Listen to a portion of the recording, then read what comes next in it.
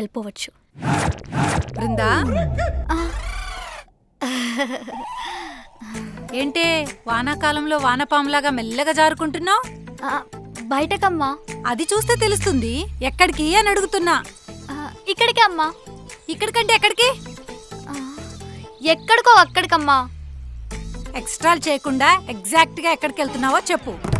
ఆ, ఈరోజు children's day కదమ్మా. నేను నా ఫ్రెండ్ కలిసి అనాథాశ్రమంలో అనాథ పిల్లలకి ఫుడ్ డొనేట్ చేద్దాం అనుకుంటున్నామమ్మా. అందుకే వెళ్తున్నా. మేకప్ వేయకపోతే నువ్వే ఒక అనాథ పిల్లలా ఉంటావు. నువ్వు అనాథ పిల్లలకు ఫుడ్ డొనేషన్. ఎక్కడా సింక్ అవ్వట్లేదే. ఎక్కడో కొడుతుంది సీనా. ఎందుకు మమ్మీ నన్ను నమ్మడానికి నీకు అంత ప్రాబ్లం? నువ్వు నిజంగానే ఈ క్వశ్చన్ నన్ను అడుగుతున్నావా బృందా? అవును, చెప్పమ్మా. సరే చెప్తా విను. లాస్ట్ సండే కాలేజ్ అని చెప్పి వెళ్ళావు.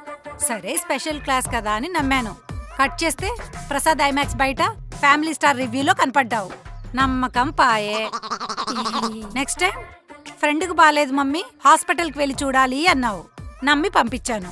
కట్ చేస్తే పబ్బులో పుష్ప పుష్ప సాంగ్కి డాన్స్ వేస్తూ స్నాప్లో కనపడ్డావు. మళ్ళీ నమ్మకం పాయే. It every time you are cheating me. How can I believe you? ఈసారి నిజంగానే నిజం చెప్తున్నా అమ్మా. సరే పద, నేను కూడా వస్తాను. స్టాట్స్ ఆర్ నాట్ అలౌడ్ అమ్మా. ఏంటి? అదే అమ్మా, mothers are not allowed, only young people. కొట్టానంటే మూతి పగులుద్ది. మూసుకొని ఇంట్లోకి వెళ్ళు. మా ఏంటమ్మా నువ్వు? కట్టు బానిస కట్టప్పు కూడా కాస్త ఫ్రీడమ్ ఉంటుంది, కానీ నాకు అది కూడా లేదే. జైల్లో ఖైదీలో 24 hours ఇంట్లోనే ఉండాలి. కనీసం బయటకు కూడా పంపియవా? నీకంతగా బయటికెళ్ళి తిరగాలనుకుంటే పెళ్ళయ్యాక మీ ఆయనతో కలిసి వెళ్ళు. ఇప్పుడైతే మూసుకొని లోపలికెళ్ళు. వెళ్తా. పెళ్ళాక బయటకేంటి, బ్యాంక్ కూడా వెళ్తా.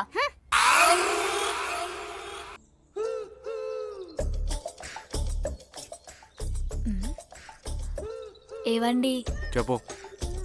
బయటకెళ్దామా? బయటికా? ఎక్కడికి? ఊరికే అలా. ఏ ఊరికి? మీ ఊరికా మా ఊరికా? అది కాదండి, కొత్త సినిమా రిలీజ్ అయిందంట, వెళ్ళి చూద్దామా? 10 రోజులు ఆగు, ఓటీటీలో వస్తే కలిసి చూద్దాం. పోనీ షాపింగ్ కైనా వెళ్దామా? నీకు నచ్చినవి ఆన్లైన్లో ఆర్డర్ పెట్టుకో. పోనీ సరదాగా లంచ్కి వెళ్దామా? స్విగ్గీయో జొమాటోనో ఓపెన్ చేసి ఆర్డర్ పెట్టుకో. అంతేగాని నన్ను బయటకు తీసుకెళ్లరు.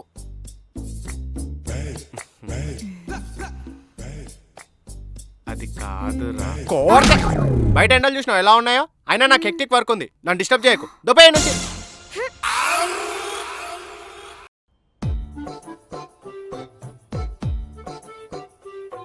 థ్యాంక్సే. అమ్మా, ఇదేమో టిష్యూ పేపర్ అనుకున్నావా? అలా తుడుచుకున్నావేంటి? ఏం కాదా? కాదు, ఇది నా అపాయింట్మెంట్ లెటర్. నాకు జాబ్ వచ్చింది. ఎక్కడా? కాల్ సెంటర్లోనా? కాదు, ఐటీ కంపెనీలో. నీకు జాబ్ ఇచ్చిన తలకు మాసిన ఎదవేవడే? అమ్మా, అందరు నీలా ఉండరు. కొందరు టాలెంట్ ని ఎంకరేజ్ చేసే వాళ్ళు కూడా ఉంటారు. అలాంటప్పుడు నీకెలా ఇచ్చాడే జాబు? అమ్మా, నువ్వు నన్ను చాలా తక్కువ అంచనా వేస్తున్నావు.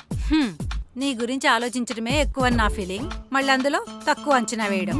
జాబ్ లేదేం లేదు, మూసుకొని ఇంట్లో కూర్చో. అమ్మా, నేను జాబ్ చేయాలి అనుకుంటున్నాను, అంతే. చూడు వృందా, డాడీ నీకు సంబంధాలు చూస్తున్నాడు. ఇంకా నీకు జాబ్ చెయ్యాలి అనుకుంటే రేపు పెళ్ళయ్యాక మీ ఆయన్ని అడిగి చేసుకో. ఇలా అర్హత ఉన్న వాళ్ళందరినీ ఇంట్లో కూర్చోబెట్టడం వల్లే ఇండియా ఇంకా డెవలప్ అవ్వట్లేదు. అర్హత? ఏబిసిడీలు మొత్తం ఎన్నే? 4 అమ్మా. ప్లీజే, ఇంకెప్పుడు అర్హత గురించి మాట్లాడుకో. దాని అర్హతే పోతుంది.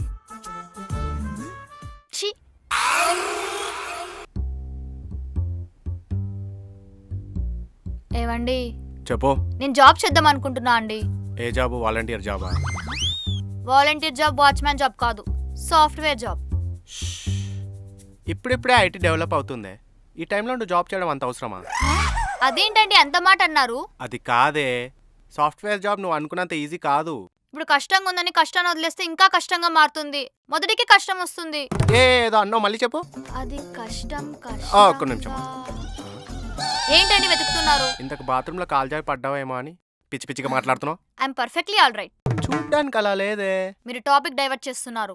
అబ్బా ఏంటే నీ గోలా? నేను డిగ్రీ కష్టపడి పాస్ అయ్యానండి. ఎన్ని సంవత్సరాల్లో? Just 5 years. అబ్బో చాలా ఫాస్ట్ గానే కంప్లీట్ చేసావే.